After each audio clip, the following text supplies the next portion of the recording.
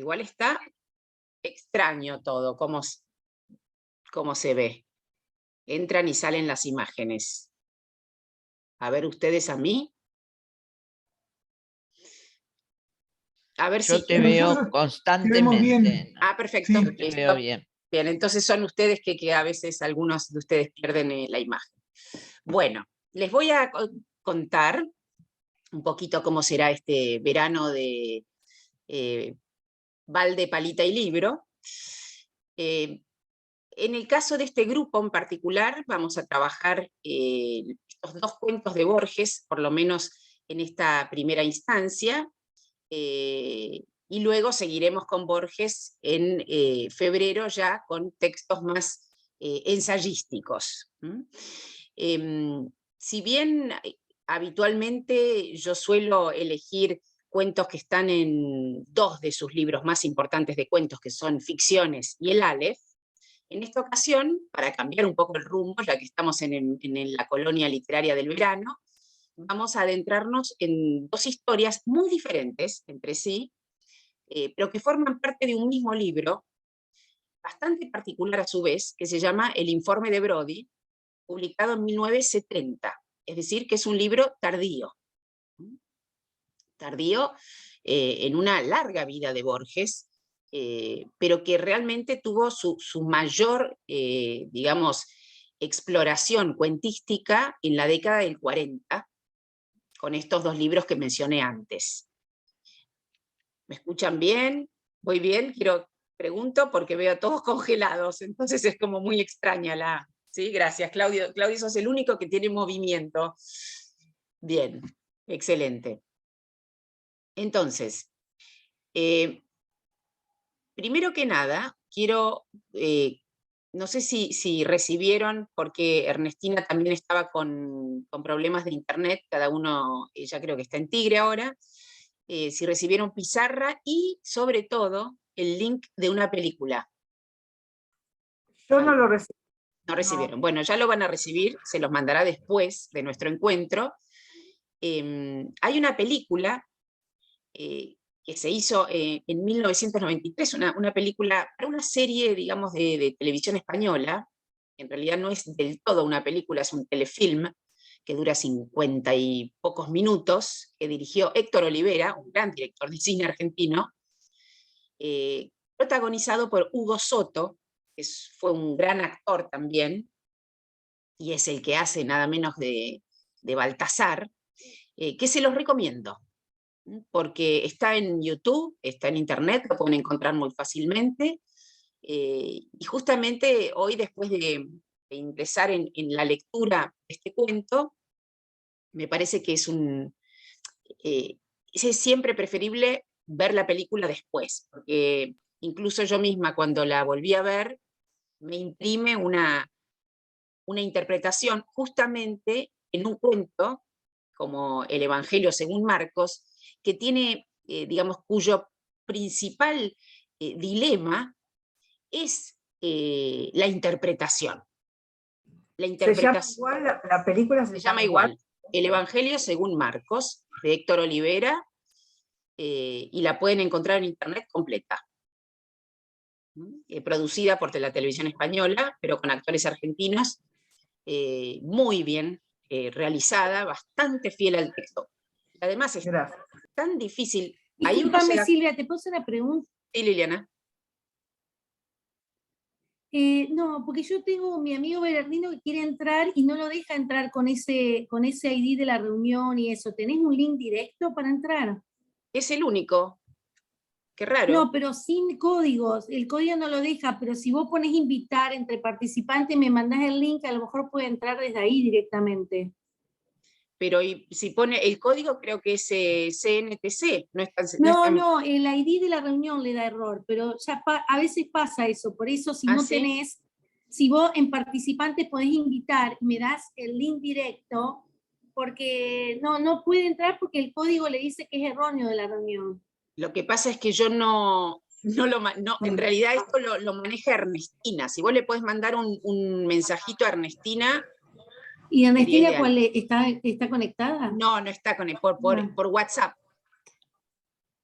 No sé si lo tenés ahí. Bueno. El código lo No, está no lo poniendo tengo. con minúscula lo está Pero- poniendo. Sí, no es el ID de la reunión lo que da error. Ah, sí. Raro, mirá, nunca me Raro, pasó, sí. nunca me pasó, pero bueno, Sí, a mí me ha pasado eso. ojalá pero que lo bueno. pueda resolver, ojalá que lo pueda resolver. En todo caso, mandale un mensajito a Ernestina, ella está, digamos, atenta, pero con el WhatsApp. Está bien. Esperen que a mí se me metió Gracias, algo acá. gracias. ¿Por qué? Hoy está muy raro el internet. Bueno, se me metió un cuadro aquí que no tendría por qué estar. Ahí está, buenísimo. Bueno, entonces, como les decía, la película está accesible, así que ustedes pueden verla, pero justamente tiñe un poco, en el buen sentido de todas maneras, porque la película a su vez es una interpretación. Lo que vemos, no solo en esta película, sino en otras películas que se han hecho de cuentos de Borges, una cualidad de los cuentos fundamental de Borges. Vean que este cuento, el Evangelio según Marcos, tiene, ¿cuánto? 3 páginas nada más. La capacidad de condensación que tienen los cuentos de Borges es impresionante. Casi podríamos pensar que no escribió novelas porque sus cuentos son verdaderas píldoras que condensan la capacidad de una novela. Yo muchas veces aplico la metáfora casera de los calditos Nor Suiza. El nivel de condensación es una marca, ¿no? Podría decir cualquier otra marca, pero los calditos condensados, digamos, que requieren de la hidratación para convertirse en una sabrosa sopa, la hidratación es la lectura. La hidratación es la lectura, con Borges, no con cualquiera.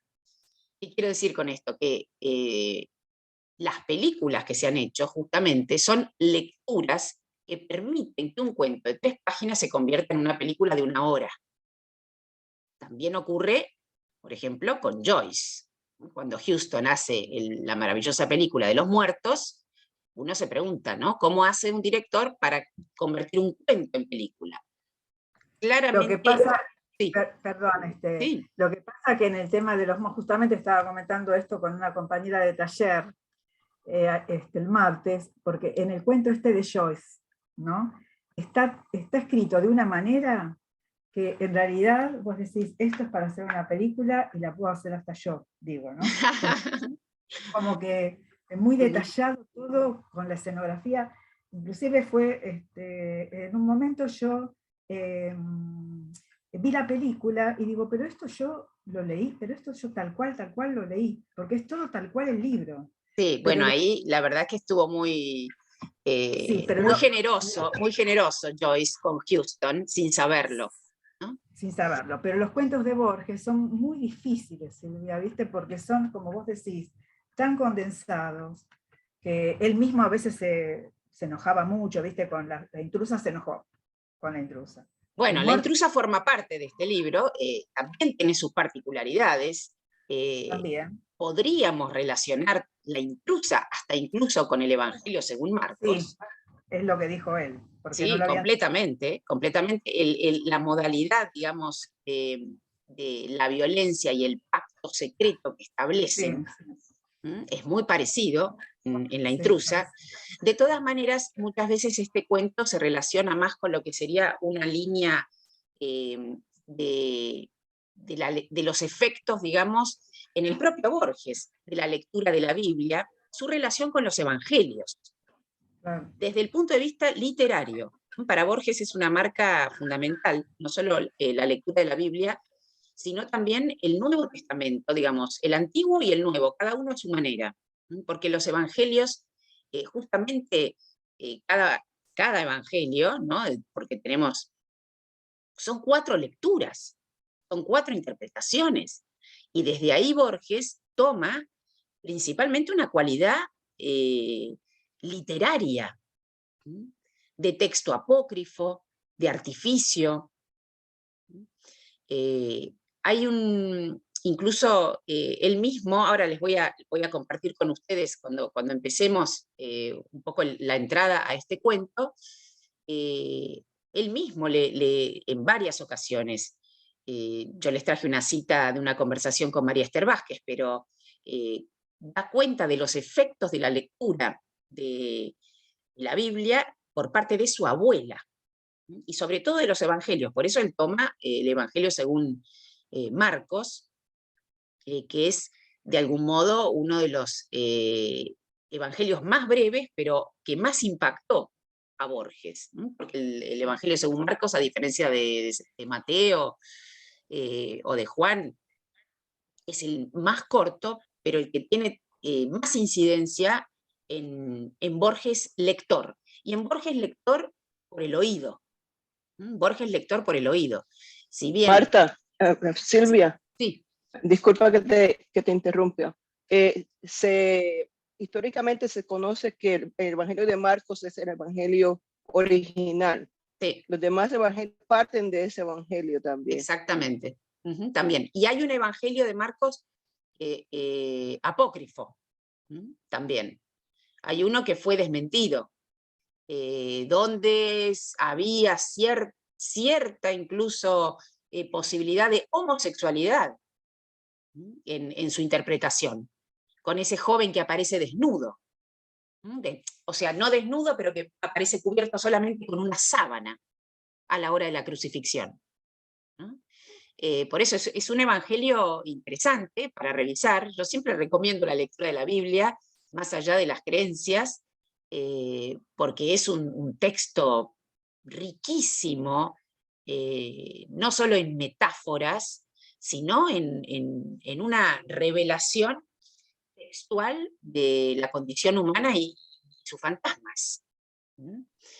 Sí, además es una referencia ineludible de metáforas y alusiones, ¿no? Literarias, sí, sí. Por doquier. Por es una doquier fuente. está el germen de la violencia muy bien narrado, y al mismo tiempo uno puede llegar a comprender, y por eso este cuento de Borges es tan importante, uno puede llegar a comprender la incidencia de una escritura entre amada, sagrada, que se encarna en la lectura, porque la ficción, justamente al tratarse de un artificio, recuerden que el libro de cuentos de Borges llamado Ficciones, que es tan importante, donde están prácticamente la mayoría de sus cuentos más conocidos, antes se llamaba Artificios. El artificio justamente es la ventaja que tenemos para poder distanciarnos y al mismo tiempo que disfrutamos de un relato, podemos adquirir, digamos, un caudal de significación importante a la hora de la lectura. Mientras que una escritura que se presenta como real, porque la Biblia es una escritura que se presenta como real, produce una interpretación que se encarna desde el punto de vista de, ¿qué quiero decir que se encarna? Porque cuando se habla de Cristo es muy importante plantear la encarnación. ¿Qué es la encarnación del texto a través de la lectura? Digamos, implica un acto, el efecto de un acto, como los protagonistas de este cuento. ¿Qué quiero decir con un acto? Van a la acción, porque la escritura les produce, digamos, los conduce a realizar la metáfora, volverla real. Pero no quiero adelantarme porque si no voy a ya plantear el desenlace de este cuento. Sí, contarles cómo decidí elegir este cuento para nuestra lectura de verano, además del informe de Brody. El informe de Brody nos va a llevar su tiempo porque es un relato que dialoga muchísimo con la filosofía y sobre todo con la obra de Jonathan Swift, ¿no? Es otra página, el informe de Brody, el cuento que sigue a nuestra lectura del Evangelio según Marcos, pero yo lo elegí por azar, casi por creencia. por azar, casi por creencia. Iba caminando por las riberas del Tigre, donde vamos a realizar un encuentro a los que puedan, ya lo estoy preparando, y en un momento dado, en una casa, estaban haciendo una fogata. A las 6 de la tarde, una fogata, descorchando unos vinos. Yo paso caminando muy tranquila, viendo el atardecer en la ribera del río El Espera, para que tengan más coordenadas todavía. Tratándose de Borges hay que dar coordenadas. Recuerden que Borges es un maestro de las coordenadas para producir un efecto de verosimilitud y que uno al leer sus cuentos casi crea estar allí, sin pretender equipararme. Prosigo con el relato. Caminando por la ribera del Espera, veo el fuego, siento el vino, me invitan azarosamente también, sin conocerme, si quiero tomar una copa, y yo les pregunto, ¿qué están festejando? Esto fue en octubre, noviembre. ¿Qué están festejando? ¿Por qué tanta alegría, tanto vino y ese hermoso fuego? Estaban festejando, la dueña de casa estaba con un joven, si no me equivoco, cordobés, que María Kodama le había dado los derechos para filmar el Evangelio según Marcos. Yo no podía creer que en un lugar donde todos éramos desconocidos, yo me encontraba con el cuento que ahora estamos a punto de trabajar y leer juntos y juntas aquí. Pero también para contarles de paso que habrá otra película que se está empezando a filmar sobre este cuento que vamos a leer ahora. Bueno, ahora quiero compartir, ojalá que Internet nos permita, simplemente para ordenarnos, la pizarra del día de hoy, que me dijeron que no la recibieron. ¿Me siguen escuchando? Sí, Perfecto. perfectamente, sí. Bien. ¿Te puedo hacer una pregunta antes de...? Claro, por supuesto, estamos para... No, hay una cosa que yo no entendí muy bien y la verdad que me parece súper interesante. La diferencia entre cuando uno lee, por ejemplo, algo desde el punto de que eso es real, que es como la Biblia, ¿no? Que uno la puede leer desde el punto de vista de que, de que es real, que es histórico, o que es una ficción también, ¿no es cierto? ¿Es así? Sí, por supuesto. Y pero que son diferentes maneras de... Claro, pero una cosa es cómo se lo puede leer y otra es la intención del texto. El origen del texto. El origen de la Biblia no es un origen literario desde el punto de vista... Claro, no, claro. La sus efectos y utilización. Por eso digo que es un texto que provoca otro tipo de interpretaciones que la propia literatura, porque es un texto llamado escritura sagrada. Claro. Más allá de que, bueno, a mí, como algunos saben, me lo dieron como literatura en el colegio, el secundario. Yo leí el Cantar de los Cantares en literatura, en la materia literatura, pero desde el punto de vista de la cultura y del origen de los pueblos y de los textos, el origen claramente es un origen diferente al de la literatura misma, más allá de todo lo que Borges utilizó para sus distintos cuentos, porque lo religioso está en muchísimos cuentos de Borges. Pequeños detalles. Él lo leyó como literatura.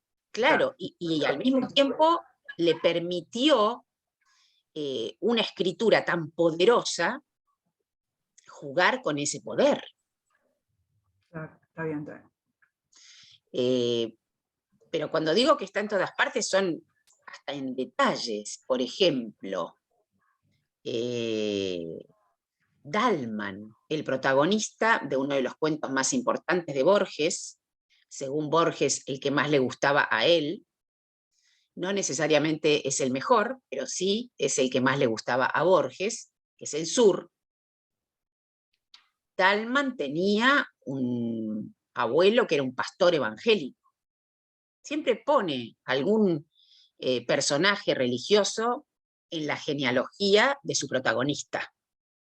Aún, perdón, Silvia, aún en Tlön, ¿Sí? aún en Tlön, Uqbar, Orbis, Sí. Tetius, ¿hay connotaciones sagradas? No lo tengo todo presente, pero seguramente lo encontraremos. Tlön, bueno, es uno de mis cuentos favoritos, tendría que revisar porque puede ser un pequeño detalle, en general, y sobre todo pensando en Tlön, que es una especie de fundación de rebatir, claro, de rebatir lo religioso desde el punto de vista de lo humano. Es casi la creación de un mundo desde lo humano y no desde lo divino, porque eso es Tlön. Yo supongo que sí, tiene que haber ahí una tensión muy fuerte, porque se trata de poder crear en Tlön, Uqbar, Orbis, Tertius, este cuento precioso de Borges, poder hermoso. crear un mundo, digamos, reflejo de lo humano y no de lo divino. Pero crear un mundo desde la ficción. O sea, para Borges el poder de la ficción es inmenso. El poder de la ficción es inmenso, pero no para, digamos, sistematizar una creencia, que es lo que Borges aborrecía. Borges respetaba todas las creencias. Era realmente un hombre de mucho respeto de las creencias. Incluso, bueno, con su relación con la Cábala, su famoso viaje a Israel, que lo marcó tanto. Más allá de todo eso, él respetaba las creencias. Lo que no podía tolerar eran dos cosas. Y esto lo explica muy bien un gran crítico argentino y traductor, que se llamaba Jaime Rest. No sé si lo conocen. Jaime Rest fue un gran crítico, seguro Claudio vos lo has leído por algún lado. Sí, sí. Incluso su traducción fabulosa, no, su prólogo fabuloso de Jaime Rest a la traducción excepcional que hizo Pezzoni de Moby Dick de Melville, todo eso. Pero Jaime Rest justamente decía que Borges respetaba todas las creencias, pero no soportaba su sistematización y sobre todo que se las quisiera demostrar. Esas eran las dos cuestiones que él no toleraba: sistematizar las creencias y que se pretendiera demostrarlas.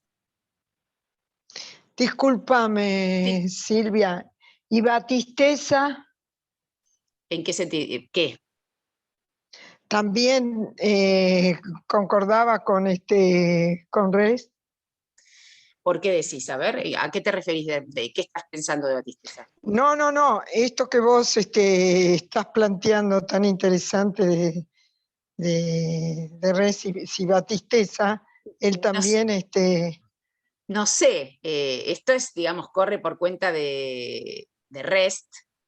No sé si estaba tan de acuerdo, pero ¿por qué pensás que no o que sí? Porque es más, porque no sé bien, porque es más actual, ¿no es cierto? Te pregunto, Rest, que Batisteza. Sí, es más actual en ese sentido, pero me parece que la lectura de Rest es muy cercana a las declaraciones que hizo Borges en distintas entrevistas.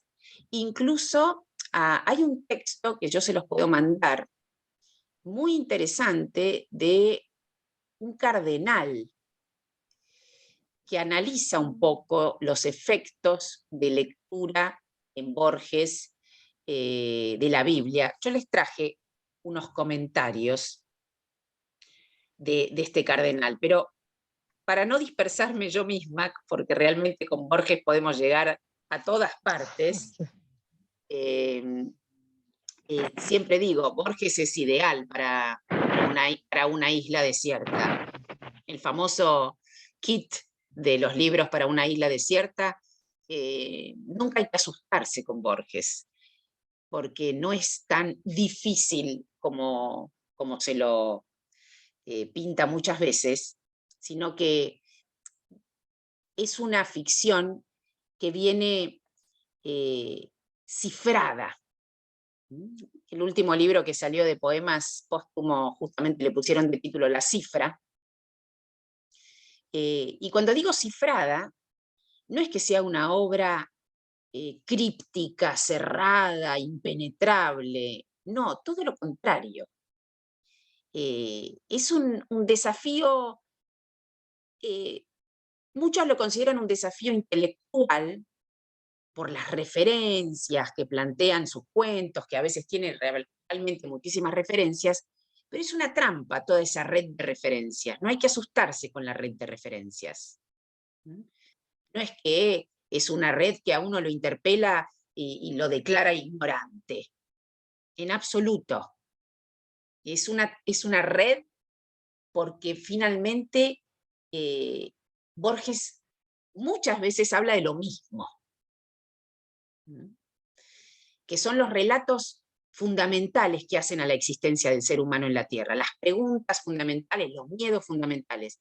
Lo demás es un juego de verosimilitudes, como vieron que Borges muchas veces combina en sus cuentos, como lo hace Nabokov, se lo ha comparado a Borges con Nabokov en muchas ocasiones, combina referencias reales con referencias apócrifas.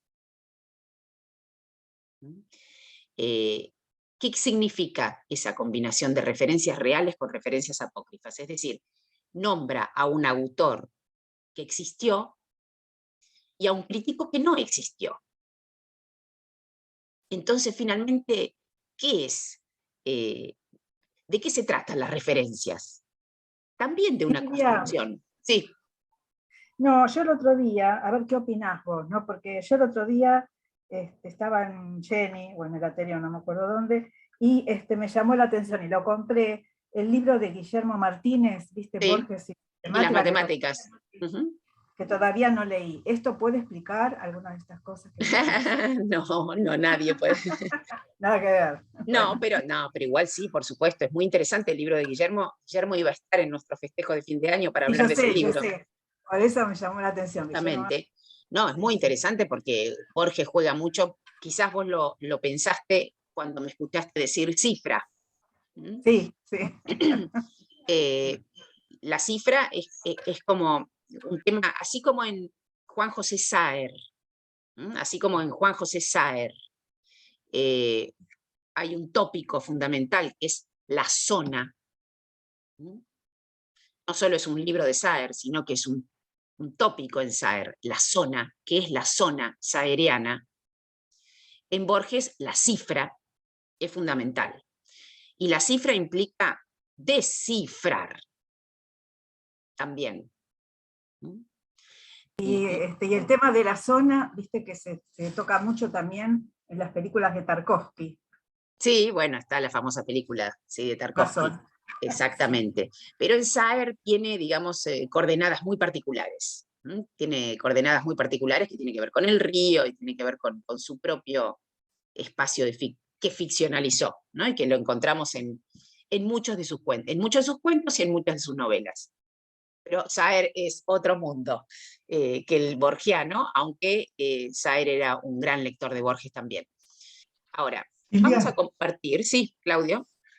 Sí, dos comentarios. Uno, cuando estabas hablando de la importancia de la religión, yo recuerdo de los textos religiosos, yo recuerdo cuando Borges hace, antes de morir, esa selección de libros para la colección de Hispamérica, sí. Selecciona los evangelios apócrifos y selecciona el Cantar de los Cantares. Mira. Mirá vos. Mezclados con las cosas más diversas, de Quincy a algunas sagas nórdicas, y está eso. Y lo otro que es algo que cuando estaba releyendo estos cuentos, y algunos otros del informe de Brody, descubrí algo que me pasa con Borges y que es muy raro. Por ejemplo, cuando fueron cuentos que leí muchas veces, y cuando vimos, por ejemplo, a Cortázar el año pasado, o algunos otros escritores que había leído varias veces los cuentos, en cuanto empezaba a leer, yo recordaba la mayor parte del argumento, por lo general. Con Borges me pasa que de muy pocos cuentos recuerdo el argumento, pese a que son cuentos cortos y que en general tienen un argumento muy interesante. Y hoy cuando lo veía pensaba que quizás tiene que ver con la riqueza de ciertas expresiones, de ciertas oraciones que hacen que el placer de la lectura pase además a estar en otro lado. Es algo muy raro. Pero yo decía, ¿cómo si este cuento lo leí? Seguramente 6, 7 veces. No me puedo acordar el argumento, que aparte es un argumento muy interesante, como el de el Evangelio según San Marcos. Cosa que con otro autor no me... O sea, de Cortázar a Bradbury, para pensar cosas, o Poe, que he leído muchísimo. Y con Borges me pasa, realmente es muy, muy raro el efecto que me produce. Mirá qué interesante, es como si hubiese un registro macro y micro, porque es como si tuvieses un registro a la frase, ¿no? Claro, pero no a la historia. Claro, por eso te digo, en cambio uno dice la autopista del sur, y ya se te viene todo el tránsito, digamos, del cuento de Cortázar, ¿no? Sí, sí. Pero es cierto que en Borges uno demora en encontrar el tema, porque quizás no es una historia la que cuenta, sino una idea fundamental la que se relata. Más que una trama, es la trama de una idea. Y creo que, bueno, justamente en eso radica, digamos, el poder filosófico que tiene la obra de Borges también. Pero por eso vos dijiste que no era un desafío intelectual. A mi modo de ver y desde mis limitados conocimientos, para mí todos los cuentos de Borges son un desafío intelectual. Claro, pero a mí me interesa... Hay que ser bastante letrado para de una sola lectura extraer todo lo rico que puso Borges en su escritura, ¿no? Sí. Me resulta difícil. El año pasado yo hice un curso con Borges, hemos visto muchos cuentos, pero siempre me pasa lo mismo, me cuesta la interpretación. Bueno, quizás yo lo digo para que no amedrenten y que sea, digamos, más que un desafío, una suerte de aventura, ¿no? Tomárselo como una gran aventura. Es tener, digamos, una posibilidad de acceder a espacios, así como uno puede tener la posibilidad de viajar, no sé, un ticket to ride, como decían los Beatles, a lugares maravillosos. Yo creo que Borges tiene esa, digamos, nos ofrece una llave no de mundos solo fantásticos, porque recuerden que Borges también es un referente del género fantástico importantísimo, sino que nos permite acceder a espacios que el lenguaje mismo, digamos, construye como mundos. En ese sentido, es una gran posibilidad la que nos da Borges. Y digo, no tenerle miedo a las referencias. Algunos, digamos, depende del carácter del lector, porque hay lectores que somos más, nos obsesiona cada dato que tira y queremos ir a limpiar, como se dice ahora, para allí o para allá, con todo lo que menciona Borges, pero como bien decís vos, eso puede ser en una segunda o tercera lectura. Quizás la primera es tomar las referencias como palabras nada más. sin fondo. Después, otra lectura, meterse en cada palabrita, ver a dónde nos lleva. Algunos son viajes truncos, por apócrifos. Otros son, digamos, derivaciones en la biblioteca que quién sabe a dónde nos conducen, por toda la trama de lecturas que Borges mismo conlleva. Pero sí, cuando digo desafío, cuando reniego del desafío es para simplemente provocar un acceso. Ahora sí, comparto por acá y nos vamos a ir, a ver si es esto, sí. Simplemente para, si bien con algunos ya hemos leído Borges hace un par de años, sí quiero, pero acá me va, no sé por qué me hace, bueno, ¿ustedes ven la pantalla ahí? Esperen, que me voy a... ¿Sí? Bien. Sí, Silvia, se ve bien. Bárbaro. Igual esto después lo van a recibir. Ver, digamos, un poco no su obra, pero algunas incidencias, mayormente cuento, poesía y ensayo. No se crean que mayormente cuento, sino que bastante parejo cuento, poesía y ensayo. Están los haikus de Borges, están las milongas, están las traducciones, que son tan importantes, traducciones caprichosas, algunas de ellas, cuestionadas. Por ejemplo, yo ahora estoy trabajando, empecé con un grupo ya presencial, fue toda una experiencia ayer con el grupo presencial, la lectura de Orlando. Orlando está traducido por Borges, a pedido de Victoria Ocampo, pero hay toda un planteo de cómo Borges tomó esta novela cautiva. Hay un ensayo que habla de las novelas cautivas de Borges a través de su traducción, que hace Borges con lo que traduce. Un poco para... Lo interesante además de Borges es que cuando uno piensa en la vida de escritores, de muchos escritores, son biografías muchas veces de traslados, pero de muchas,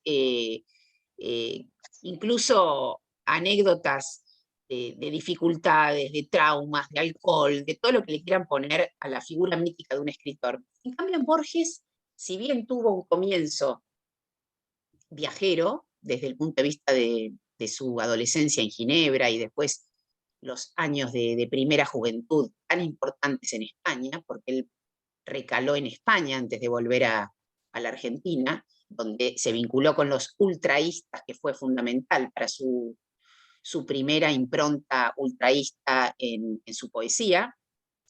Recuerden que el primer libro de Borges, el primero, se titula Fervor de Buenos Aires, 1917, es un libro que él va a repartir, como puse ahí, en los bolsillos de sus amigos. Yo siempre rescato esa distribución tan original que hizo Borges de su libro. Muchas veces, hoy que tantos escritores se preguntan, ¿a qué editorial conviene publicar? ¿Conviene ir a una independiente? ¿Conviene ir a las grandes editoriales? ¿Autoeditarse?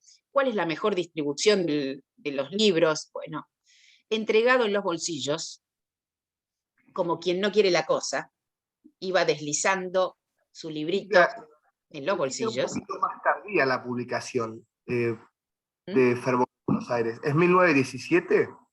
Parece que sí, ¿no? ¿O no? 21 o 17, quizás me confundí, fíjate. Me parece que sí, más para porque yo tenía en la memoria que él publique su primer, o sea, a los 23 No, más tarde, me estoy confundiendo con su llegada de Ginebra. De Ginebra. Sí, me confundo con su llegada de Ginebra. Sí, es más tarde. Porque él está en Ginebra del 14 al 21. Sí. Es del 23. 23, sí, tenés razón. Porque es justo después de llegar de Ginebra. Y gracias, Antonio, que me corregiste. Pero es un primer gran libro, que hoy cuenta con un muy rico restaurante en La Recoleta, que se llama Fervor de Buenos Aires, pero que de algún modo va a ser la despedida también, o va a empezar a despedirse de los efectos del ultraísmo en su propia escritura, porque Borges va a ir cambiando un poco de ambientación, sus cuentos y sus relatos. Ya Borges, incluso el cuento que yo menciono, El Sur, refleja un episodio fundamental en la vida de Borges, que va a producir quizás, sin tratar de equiparar vida y obra, efectos en su obra. Recuerden que en 1938 Borges tiene un accidente muy importante, en la Navidad de 1938, año mismo en que su padre había muerto, padre muy influyente en Borges, Jorge Guillermo Borges, también autor de una novela, pero muy dedicado a la historia, a la psicología. Tanto padre y madre fueron fundamentales para Borges, abuelos ni que hablar, toda la estirpe, así como les decía que la Biblia era una escritura sagrada que Borges utilizó para desacralizar y convertir la ficción en realidad, también la estirpe real, porque finalmente la genealogía tiene nombre y apellido, se convirtió en Borges en coordenadas de ficción, pero Y fundamentales. La hermana está muy buena artista plástica. Excelente, Nora Borges, excelente artista plástica, y muy importante también la relación con la hermana.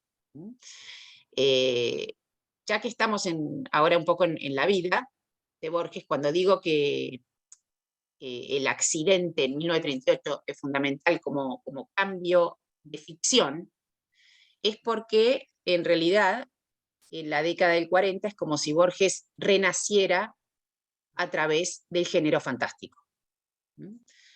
Antes encontramos relatos, con Borges no se puede, digamos, o lamentablemente uno cae en reduccionismos porque es una obra que se reproduce a sí misma todo el tiempo, es como si fuese una obra imposible de asimilar, pero sí podemos encontrar ciertas marcas de transformación, porque empieza con la influencia, digamos, de los encuentros con los poetas en España, y el ultraísmo. Después sí ya va a tener los relatos de cuchilleros, donde también, bueno, encontramos las milongas que los refieren, y ya en la década del 40 la influencia de género fantástico, tan poderoso en Borges, su relación con Bioy y con Silvina, que implica al mismo tiempo el ejercicio del género por parte de los tres.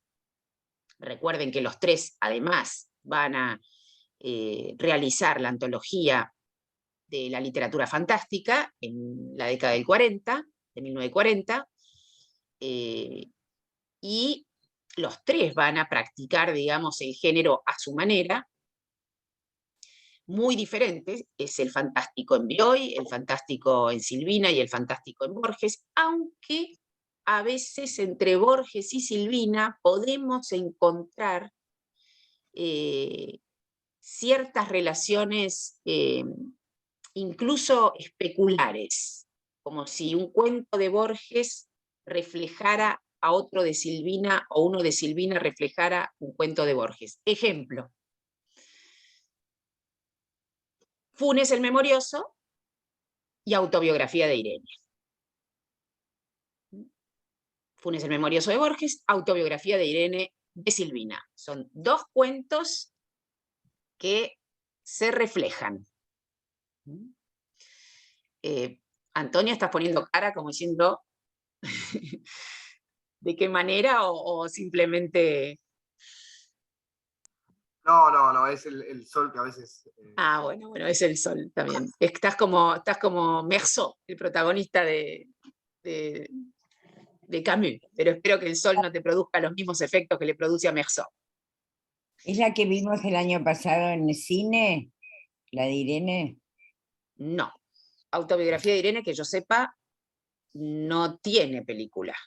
Autobiografía de Irene es de Silvina Ocampo. No sé si tendrá película, creo que no. Era Cornelia en el espejo la que se vio en Sí, Cornelia en el cine. espejo, sí. Cornelia en el Sí, espejo claro. tiene una buena película. Sí. Entonces, esto para decir un poco las marcas que tienen que ver no solamente con la biblioteca. Esto me parece importante. Si bien Borges es prácticamente una biblioteca en sí mismo, no estaba solo.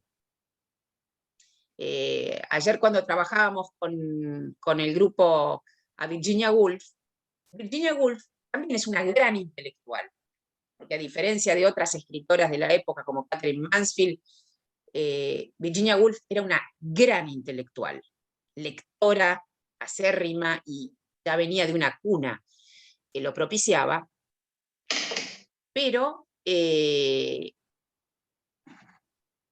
perdí en la relación. Ahí justo ahora es el sol entró Que no estaba sola. que no estaba sola. Gracias, muchas gracias. Parecen, digamos, tanto Virginia Woolf como Borges, creadores solitarios. Sin embargo, por la biblioteca incluso que portan, como si fuesen, digamos, con una suerte de caparazón, que es una biblioteca. Sin embargo, ninguno de los dos estaba solo. ¿Qué quiero decir? Tuvieron la suerte de formar parte de una época que implicó una generación. Virginia Woolf, con todos sus interlocutores en el grupo Bloomsbury, al mismo tiempo le facilitaba cierta liberalidad sexual, que le permitió, entre otras cosas, escribir El Orlando, El Cuarto Propio y otros cuantos textos. Y Borges, cuando llega en 1921, después de su estadía en Ginebra, que significó muchísimo para Borges, hasta podríamos llegar a pensar la nostalgia de su propia tumba, porque él vuelve a Ginebra para morir, y allí lo encontramos a su manera. También es una etapa de muchísima lectura de filosofía. Borges se adentra en la filosofía a los 16, 17 años muy fuertemente. Nunca estuvo solo, porque cuando llega en el 1921, lo están recibiendo a él y a su familia, nada menos que Macedonio Fernández, que era amigo de Jorge Guillermo Borges, que era amigo del padre. Cuando Borges se va, tiene 14 años cuando se va a Ginebra. Macedonio los despide en el puerto, pero en realidad está despidiendo a su gran amigo, que es el padre. Ahora, cuando vuelven, en 1921, los recibe Macedonio y ya se convertirá en el gran amigo de Borges y en la gran influencia de Borges. Y es muy importante Macedonio también para Borges.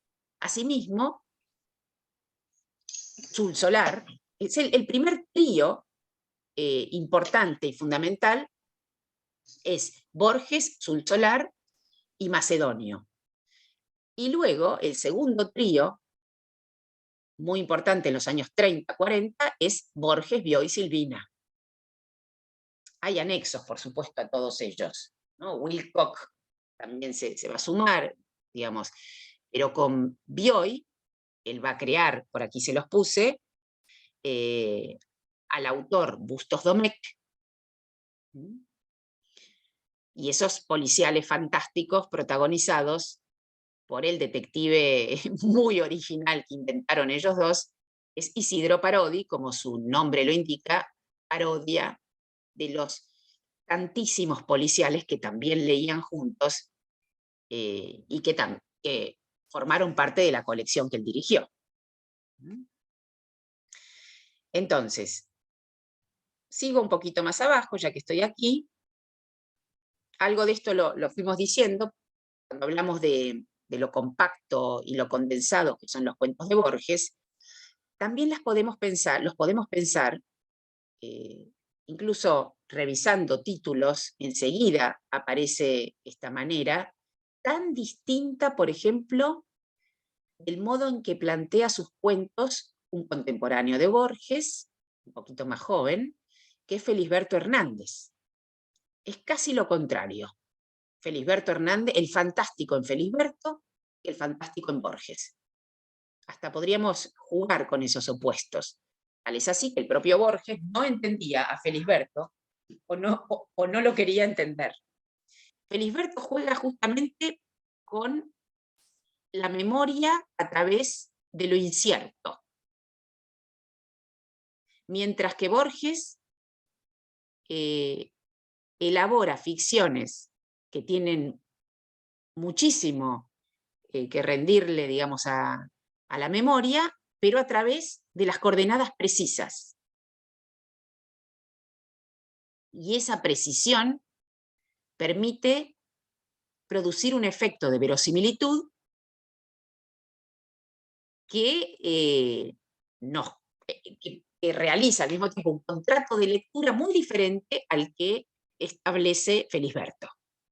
Por eso los cuentos de Borges son como brevísimas biografías. Casi que se pueden leer como biografemas. Una influencia en esta particularidad es Marcel Schwab. Marcel Schwab, y un libro muy importante que también repercutió en un escritor actual que se llama Luis Chitarroni, que ustedes muchos lo conocen porque lo hemos invitado a conversar en Clásicos no tan clásicos. El libro de Marcel Schwab, Vidas Imaginarias, que en Chitarroni le influyó para escribir su libro Siluetas, y en Borges fue un nutriente de la estructura de sus cuentos. Porque Schwab, cuando escribe Vidas Imaginarias, va a combinar, son retratos de vidas, como si fueran biografías breves, de existentes y de no existentes. Entonces uno puede leer una vida real como una vida inventada y una vida inventada como una vida real. Recuerden esa frase tan bella y tan importante del propio Macedonio Fernández, que cuando Macedonio decía que los personajes de la literatura están compuestos por rasgos de personas reales, no necesariamente por una persona, digamos, que sea el modelo, sino rasgos, ¿no? Un escritor inventa un personaje y le saca un rasgo a un primo, a un amigo, a alguien que vio en la calle. Entonces, según Macedonio, los personajes están compuestos, están hechos de rasgos de personas reales, y al mismo tiempo, las personas reales, cuando se manejan en sociedad, construyen semblantes según la ocasión. No es lo mismo estar en la cola de un banco o en un ascensor, estar en la cama con un amante, o estar en familia o donde sea. Para cada situación, según Macedonio, las personas construyen su personaje. Entonces, si los personajes están hechos de rasgos de personas y las personas construyen personajes, ¿quiénes son más reales? Es la gran pregunta de Macedonio. Y en el libro de Marcel Schwab, Vidas Imaginarias, como nos encontramos con biografías de personajes históricos, que los manuales de historias dicen que existieron, y biografías de personajes que Schwab hace pasar por históricos y que en realidad inventa, también está proponiendo algo parecido. Borges, van a ver que en sus cuentos es muy a menudo comienzan con coordenadas espaciales, coordenadas temporales, genealogías, linajes. Nunca pone un nombre suelto. El nombre tiene muchas veces 1, 2, 3 apellidos. No se llaman Juan. Las calles con sus números. Las fechas. Y no solamente fechas de nacimiento de los personajes, sino fechas correlativas, luchas, guerras, conquistas. Creo que esa es la principal trampa que tiene, creo, Borges, en el sentido de decir, a veces uno cuando lo lee, a mí me pasa un montón, quiere averiguar todo a ver qué es real, de dónde vienen las referencias. A veces es lo que hace un poco, ¿no?, engorroso, porque al final uno tanto se pierde en querer saber todas esas referencias y se olvida por ahí de leer el cuento de un saque, Claro. de lo que tiene, ¿no? Creo que esa Bueno, es la doble divertido quizás, porque tiene todo lo rico, pero al mismo tiempo es la doble trampa, creo que. bueno, ahora se me ocurre otro condimento para entender el olvido de Claudio. Quizás en esas búsquedas, digamos, que implica la lectura de Borges, uno va perdiéndose y también la trama se desdibuja, ¿no? Pero no deja de ser un enriquecimiento. El problema con la lectura de Borges actual es la facilidad digital de linkear todo el tiempo, ¿no? Hay que tratar de contener esa compulsión del derivado, ¿no?, que hay hoy en día. Yo recomiendo, digamos, si lo pueden conseguir y así evitan este tipo de búsquedas que a veces conducen a lugares inapropiados, esta edición, ya sé que nunca Borges es muy portátil, que digamos, pero esta edición, que son 3 tomos, ya estoy presentando el primer tomo, es la edición anotada por Costa Picasso, que realmente suministra excelentes notas, no molestan, porque están en un lugar bien asequible, son muy ricas, y Costa Picasso, además de ser un gran traductor, es un gran editor. Editor en el sentido de anotador. Así que sí. Perdón, no sé si se consigue. Yo lo he buscado y no ¿No? le he conseguido. No sé, yo no lo he conseguido, pero no sé si alguien a lo mejor tiene alguna referencia de dónde se puede conseguir. Ah, mira qué Pero raro. A ver, ¿de qué me año? ha resultado. Es del 2010. Está editado en el 2010. Voy a averiguar, a ver si se puede conseguir y te digo, Graciela. Dale, gracias. ¿Podrías repetir que no escuché el...? Sí, es la obra completa de Borges, Sí, obra completa, sí, edición crítica anotada por Rolando Costa Picasso y publicada por MC. Yo la encontré, Silvia, para quien pregunta, hace algunos años en Jenny. Jenny compré. ¿En Jenny? Ah, bueno. Sí, bueno, pero hace algunos años puede claro, ser. y no, ahora 6 años. No, eso ya es otro Claro, siglo, ya, otro siempre. siglo. Cerca de Puan, ahora no me sale la librería, una que es muy grande. A una cuadra. ¿De Puan? Una cuadra de Puan, sí. No me sale el nombre. Buenísimo, genial. Bueno, yo también voy a averiguar para quienes.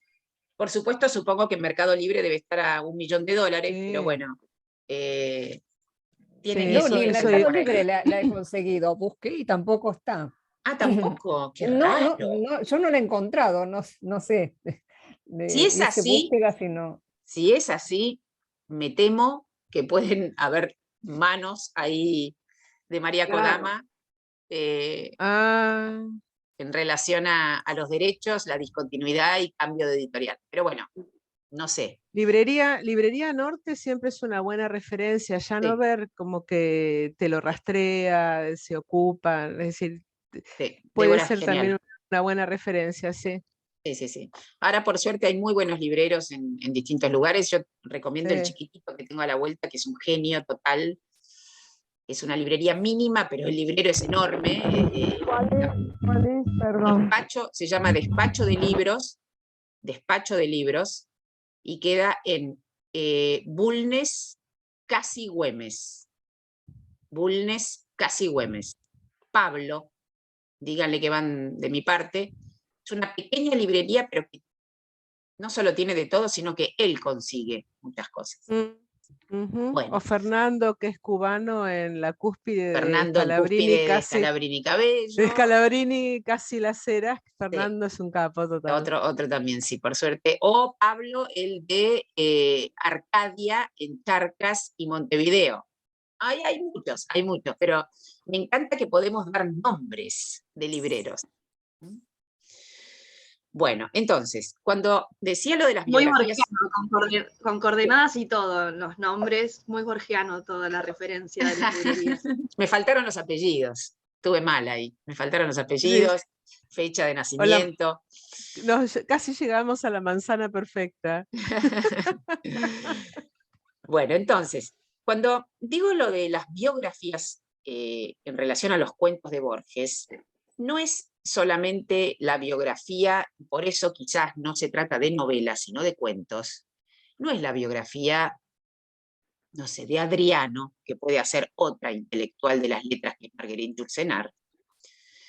No es la biografía del personaje en su totalidad, sino justamente la gracia de los cuentos de Borges es que se trata de la biografía del episodio irreversible.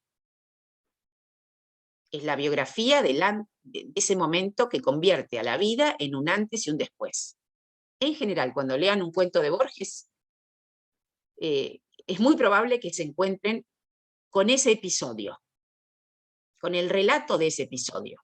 Por ejemplo, ya que lo mencioné antes, Funes. Tenemos a Funes, si bien ya Funes tenía su memoria, Ireneo Funes cuando aparece en el cuento, está el accidente que tiene Funes con el caballo que lo golpea, y ese accidente lo deja tullido, y gracias, entre comillas, a quedarse tullido y no poder moverse, la máquina de la memoria se pone en funcionamiento y la vida de Funes es lo que será contada. Emma Suns, un relato tan realista dentro de la obra de Borges, el antes y el después de Emma Suns. Nosotros, si bien da algunos datos de su vida anterior, el cuento se concentra en el episodio fundamental de su vida, el supuesto suicidio de su padre y la carta que recibe y que es con la que comienza el cuento, Emma Suns. Y así podemos ir buscando, digamos, en todos los cuentos el antes y el después, que convierte a la vida en otra cosa, para siempre. Ya sea porque muere el personaje, o sea que el para siempre es la fatalidad misma, o porque lo deja en otro lugar. O porque lo deja en otro lugar. Luego, a ver qué más puse aquí que nos pueda... Bueno, aquí les puse algunas referencias de cuentos donde se mencionan, digamos, cuestiones religiosas o referencias bíblicas. Perdón, sí. Yo me tengo que ir y 10, viste, por este horario. Bien. Así que 10 me voy. Me da bueno, una pena. Qué lástima. Bueno, igual lo tendrás grabado para poder completar el trabajo sobre este cuento. Bueno, qué bien que estás mejor ya, Cristina, ¿no? Ya saliste de... Genial, genial. Bueno, entonces, 3 versiones de Judas que se los recomiendo, es un cuento increíble. Ahí tenemos al teólogo Nils Runeberg, gran personaje creado por Borges. Esto también hay que decirlo. Así como antes hablábamos de las coordenadas tan precisas y de las biografías de episodios fundamentales en la vida de sus personajes, Borges es un gran creador de personajes. Piensen, en la actualidad no hay tantos creadores de personajes, con nombre, apellido. Cuando uno piensa en todos los personajes que pueblan o que habitan nuestra ficción, con Borges no alcanzan, digamos, los dedos y uno sigue contando todos los nombres de personajes que ha inventado. Uno más interesante y excéntrico que el otro. Hombres y mujeres. Nils Runeberg, por ejemplo, quizás no es tan conocido como Funes o como Emma Suns o como Dalman o como Pierre Menard, pero les recomiendo las 3 versiones de Judas porque ahí sí que tenemos una interpretación completamente novedosa, casi un evangelio según Borges. O según Runeberg, en realidad. Después, aquí mismo, en el cuento que vamos a trabajar, fíjense que están todas las coordenadas. Lugar, Los Álamos en el partido de Junín. Personaje, Baltasar Espinosa, estudiante de medicina, 33 años, y un montón de cosas más que vamos a ir leyendo. Personaje secundario que lo trae, digamos, a la estancia, al casco, Daniel, el primo Daniel, otra referencia bíblica, profeta. Y luego el encuentro con los Butres, el capataz, su hijo, y una muchacha de incierta paternidad, como dice el cuento. Finalmente, justo ahí les puse la cita de Jaime Rest, en la pizarra. Este es un feroz relato acerca de la exégesis y las interpretaciones carnales de las escrituras. Por eso, en este cuento, la interpretación del texto leído por Spinoza provoca la tragedia final. Extremismo por ignorancia también, en el caso de este cuento. Ahora, vean qué interesante, aquí estamos de nuevo, que son algunos de estos comentarios que realiza, a ver si lo tengo aquí, creo que sí, el cardenal que les comenté, Gianfranco Ravasi. Todo el texto, si lo pueden, bueno, si lo encuentro se los paso, está en internet este ensayo, pero traje solamente un fragmento aquí. Lo que pasa es que a mí no me está permitiendo ver la totalidad de la pantalla, a ver si ahí puede ser. A ver, esperen un segundito nomás.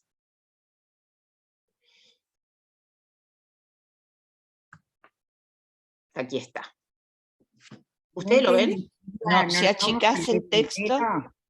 ¿Se achicó? No. A ver, esperen. Algo hice. ¿Vamos a leer entero este cuento? Sí, si es corto. En Borges no hay ningún problema para leer entero los cuentos. Sí, lo vamos a leer entero. Pero ¿por qué no me deja compartir? Puedes achicar abajo, donde dice el 223 de Esperen que hice lío. ¿Cómo? Ahí tenés un 223 de magnificación, digamos, de grande, y ahí puedes mover esa barrita y se te achica. Espera, Gaby, primero voy a volver a donde estaba. A ver si me sale ahora. Es que no me deja ir hacia arriba, a donde está. Yo sé por qué no me deja. ¿Ustedes lo ven ahí? Debo recordar. No, pero no me deja porque... No me deja, entiendo lo que decís, Gaby, pero no me deja ir a ver, esperen. A ver. ¿Ahí lo ven? Sí. Ahí está, ahí está. Esperen, si quieren se los amplío un poquito. No, ahora no. ¿Ahí no? ¿Ahí sí? Ahí. Bien. Ahí, Silvia. Perfecto. Bueno, es muy interesante. Me perdí con la relación que hiciste con Spinoza. Todavía no hice ninguna relación con Spinoza. Pero Spinoza es el protagonista. No, Spinoza es el protagonista. No es Spinoza el filósofo. Sí, Spinoza es el protagonista. Está bien. Sí, que Spinoza, el protagonista, también tiene sus derivaciones, porque claramente el protagonista va a ocupar el lugar de Cristo en el cuento, que Spinoza tiene que ver con las espinas. No es un nombre cualquiera, Baltasar Spinoza. Vean lo que dice este comentador. Primero trae la frase del propio Borges, cuando Borges habla con María Esther Vázquez. Debo recordar a mi abuela que sabía de memoria la Biblia. De memoria la Biblia. Es casi increíble, puede ser, por supuesto, un invento del propio Borges, de modo que puedo haber entrado en la literatura por el camino del Espíritu Santo. Siempre el humor, el infaltable humor en Borges. Les aconsejo entrar en YouTube, ya que todos podemos hacerlo, y buscar cualquier testimonio de Borges, hablando de lo que sea, porque Borges hablaba de cualquier cosa. Van a reírse con cualquiera de sus testimonios. Y yo creo que ese humor en la oralidad, en el intercambio, está profundamente enraizado en su literatura. Por eso era muy querido, viste, en los colegios secundarios, que él iba, el Nacional Buenos Aires y el Carlos Pellegrini, Sí. lo adoraban. Sí, por justamente la humor, manera que tenía. Las ocurrencias en las cenas que relata Bioy en el Borges de Bioy, el que se consigue, ¿no? Pero bueno, las ocurrencias instantáneas de ironía y humor te hacen carcajadas. Bueno, ese es un libro para reír y es un gran libro para saborear y leer, aunque bueno, tengamos ahí el María Kodama. ¿Se consigue ese libro? Y ella lo consiguió que no se consiga, porque es un libro que revela muchos chanchullos. ¿Cómo se llama? Hay dos versiones. Hay una versión larga, original, que no se consigue nunca, y que lo encontré una vez en Mercado Libre como a 50.000 pesos. Sí, y la versión más corta, que sí se consigue. Se llama Borges. Sí, es de Bioy esta. Casares. Es esta. A ver si la tengo a mano. Sí, es esta.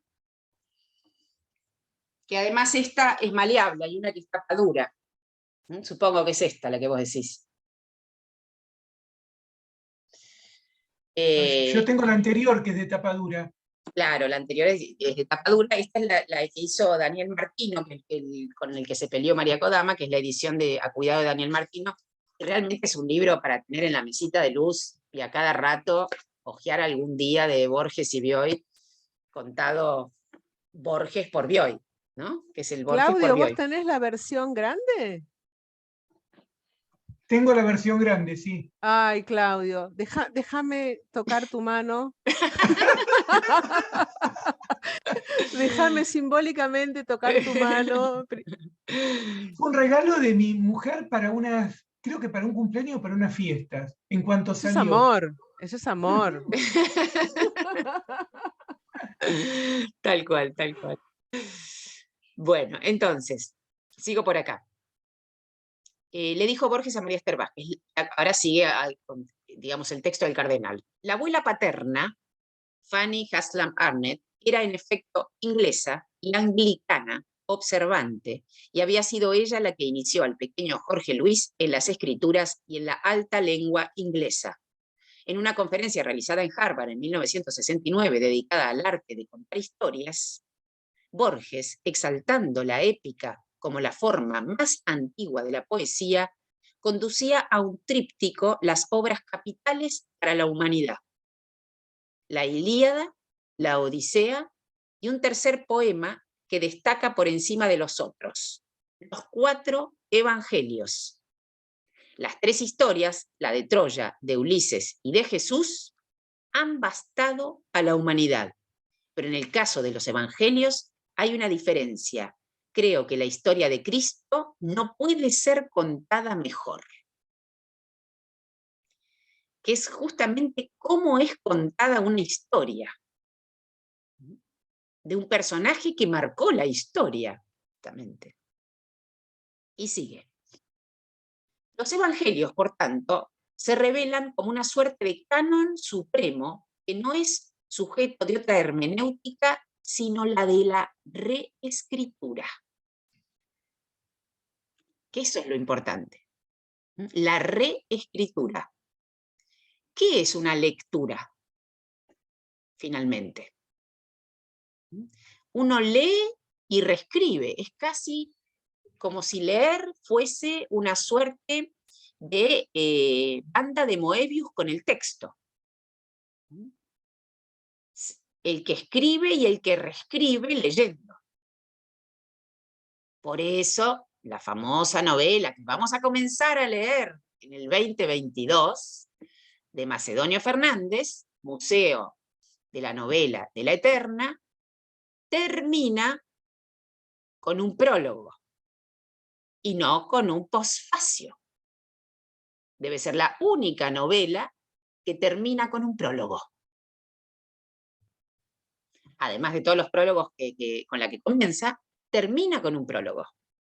Es el gesto de Macedonio, es el prólogo, finalmente, de la novela, o sea, el prólogo con el que termina la novela de Macedonio Fernández, en realidad es el prólogo que ofrece Macedonio Fernández para la novela que empezaría su lector.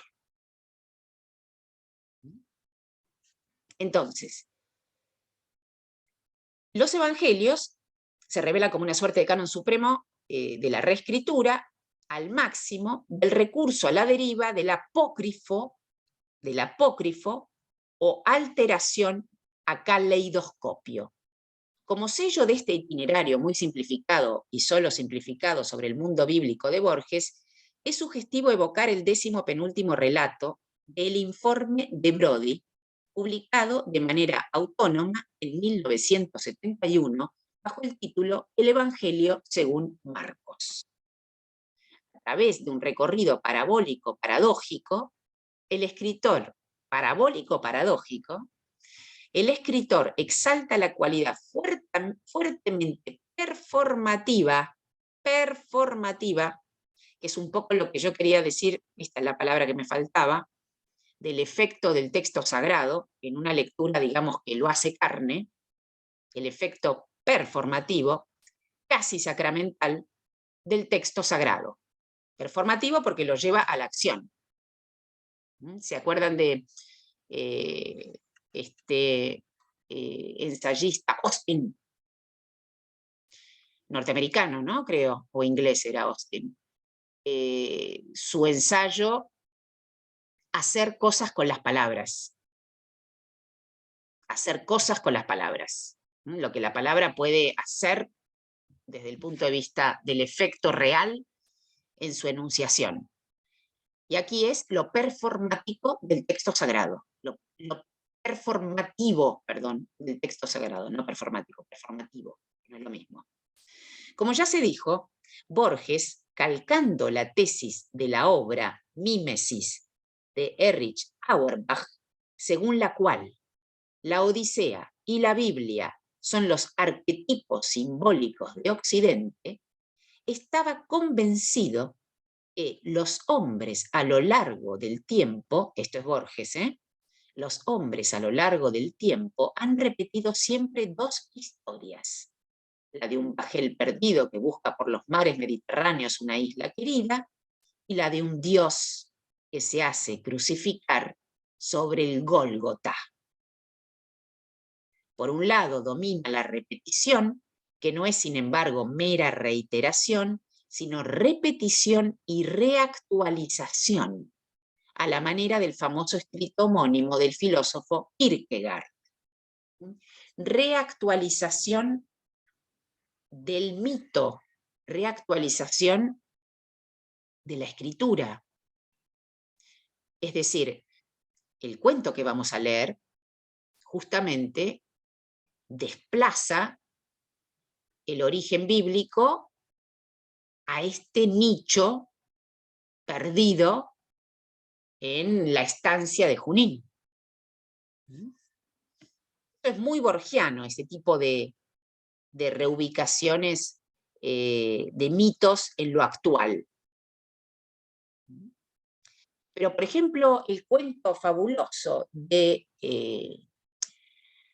Antonio Di Benedetto, Abbayai, también juega con eso.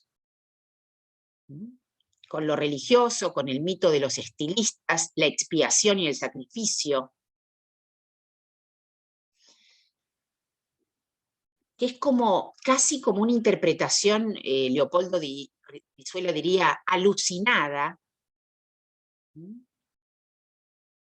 de la Biblia, Eisejuás, de Sara Gallardo. O me viene también el cuento de Guimarães Rosa, La segunda oportunidad de Augusto Matraga. Es cuando lo religioso, digamos, la palabra del Señor, la palabra, esa famosa palabra, organiza la vida. Por otra parte, por otro lado, esta reescritura no es ni mecánica ni literal, sino que tiene en sí una energía constantemente transformadora, tanto de hacer la historia sacra primigenia siempre nueva y eficaz. Estos dos componentes, repetición y performación, son estupenda y terriblemente representados en el Evangelio según Marcos de Borges.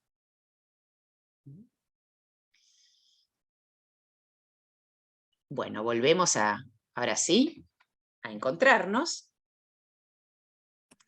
Les voy a mandar. Sí. Perdón, Silvia. La relación de Borges con la religión, para mí siempre va a ser un enigma. Tanto porque es una especie de... Si uno ve la relación con su abuela y la admiración y todo lo que le influye, y que él no haya... O sea, claramente lo absorbió de una forma literaria, pero no de una forma, si se quiere, religiosa. Y después... la seriedad que le da a las religiones, a la fe, en sus escritos, como que uno pensaría la seriedad que le da a la literatura a él, o a la ficción. Claro, es la misma. Es la misma seriedad, pero al mismo tiempo, cómo se anima a desafiarla, me resulta realmente un enigma que al darle tanta seriedad y al meterse tan profundamente y al conocerla tanto, al mismo tiempo él en cierto sentido es casi un profeta, es casi un profeta. Sí, me parece realmente súper interesante y me parece un enigma. Bueno, pero fíjense lo que hace Borges. No es tan clara la diferencia que él le da al mismo tiempo. Él es como cuando él se habla de eso, lo siente tan claro la diferencia que le da o dónde pone la línea, y al mismo tiempo, qué difícil poder hacerlo cuando él se mete tanto en lo religioso. Absolutamente. Vean en 3 versiones de Judas. ¿Qué hace Borges en 3 versiones de Judas? Borges viene a decir, por supuesto, en otras épocas, Borges era el primero que iba a la hoguera, y el primer censurado en todas las épocas anteriores al siglo XX. Pero ¿qué dice Borges en 3 versiones de Judas? Y ahí me sumo al libro de las matemáticas y a cierta lógica borgiana. En 3 versiones de Judas, Borges, esto me interesa, así como Borges no le gusta cuando se quiere demostrar una creencia, él juega con lo mismo porque él quiere demostrar a través de la ficción. Entonces, en 3 versiones de Judas, él va a demostrar que en realidad Dios no vino a encarnarse, digamos, en Jesús, sino que realmente Dios estaba en Judas. Pero por eso, 3 versiones de Judas es una introspección teológica terrible. Impresionante. ¿Y por qué Dios estaba en Judas? Porque esa semejanza del hombre, porque Dios es a semejanza del hombre. El hombre es defectuoso. El hombre es traicionero. Entonces no puede ser Cristo Dios, semejanza del hombre. Tiene que ser Judas. Pero la manera en que el teólogo lo demuestra es impresionante. La ficción de Borges es una demostración. Pero no es real. Eso es lo genial. Entonces, ¿qué es lo real? Nuevamente, ¿no? Es que con todo hace lo mismo, porque con la filosofía y las matemáticas, por ejemplo, que son otras dos cosas que son recurrentes, o la historia o la geografía, los termina siendo parte de la ficción. Todo conocimiento, toda disciplina, para él termina siendo, a las que conoce mucho, a las que estudia mucho, pero terminan siendo parte de la ficción. Exactamente.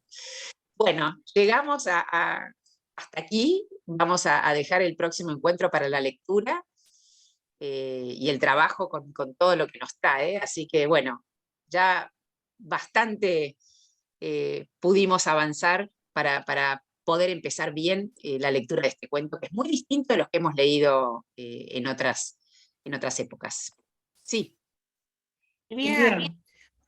¿Podés mandarnos este último texto que pasaste? ¿Podés decirle a Ernestina que lo mande también? Sí, se los voy a enviar. La película y la pizarra. Gracias. Sí, te quería... Sí, Alicia. No, te quería decir, no, bueno, es algo que yo pienso, pero es algo que Borges, en la literatura que se acercó a Dios y a Cristo, quizá buscaba lo que él nunca consiguió, que fue tener una revelación cristiana, ¿no? Bueno, la revelación es muy importante, la palabra que decís, porque ahí podemos acercar a Borges a Joyce. Claro, pero la tuvo en la literatura y en esa búsqueda, pero no en la revelación cristiana, lamentablemente. Pero la revelación, ¿por qué lo equiparo a Joyce? Porque acordate que Joyce, toda su obra está escrita, digamos, desde su digamos, interpelación con el catolicismo, con la cuna católica. Claro. Y Joyce convirtió la revelación en epifanía, que es una palabra religiosa. Por eso, en epifanía, tenés, sí. ¿Sí? Pero es una palabra religiosa que Joyce la moduló tanto, que ahora casi es una palabra de la vida misma. Claro. Justamente hoy día, mira, Como justamente sinónimo hoy, de- Reyes. Mirá. Día de Reyes, justamente hoy nombramos Epifanía, que de ahí Claro. viene. Mira qué bien, cierto, bien, muy bien, Claro, Alicia. claro. Tenés Hoy es Día de razón, Reyes. tenés razón. Es así, tiene Genial. razón. Borges hace eso, Borges hace eso. Muy sí. bien, muy bien. Bueno, que estén bien, Bueno, cuídense gracias. y disfruten. Muchas Perdón, gracias. una pregunta. Sí, cómo no. Instrumental. Empezamos con el Evangelio de Borges y vamos a ver el informe de Brody. ¿Por qué decís vos? ¿Porque después no tenemos tiempo? No, digo, vamos a hacer los dos. Sí, por supuesto. Sí. Está bien. En este mes, en enero hacemos los dos. En enero son los cuentos, el Evangelio, el informe de Brody. Sí, Para perfecto. cada uno de ellos son 2 encuentros. Perfecto. Ahora me orienté. Perfecto. Bárbaro. Gracias. Chao, nos Bueno, vemos. Chao. Chao.